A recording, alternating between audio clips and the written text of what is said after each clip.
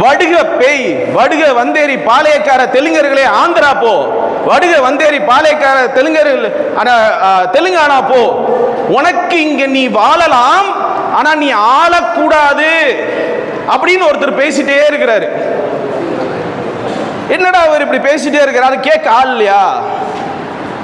தோணுச்சு, நம்ம வேலை வெட்டியை பார்த்துட்டு அமைதியா இருப்போம், இங்க போனோம்னா வழக்கு நம்ம மேல நிறைய வரும், பழையபடி போவேனா அப்படின்னு கண்டு காணாம பொறுத்து போயிட்டு இருந்தேன். 8% வாக்கு வாங்கிட்டாரு. 36 லட்சம் வாக்கு வாங்கிடுறா அப்படி அவரு. அந்த 8% வாக்கு வாங்கின சீமான் அடிக்கடி போய் முகத்தை காட்டுறதுனால 8% வாக்கு விழுந்துச்சே தவிர, இந்த 8% வாக்கு 30 லட்சத்தி சொச்ச வாக்கு வடுக வந்தேரி தெலுங்கு நாயக்கர்களே நீங்க ஆந்திரா போங்க, இங்க நீங்க கவுன்சிலர் கூட ஆகக்கூடாது அப்படின்ற கொள்கையை ஏத்துக்கிட்ட 30 லட்சம் பேர் வாக்களிக்கல.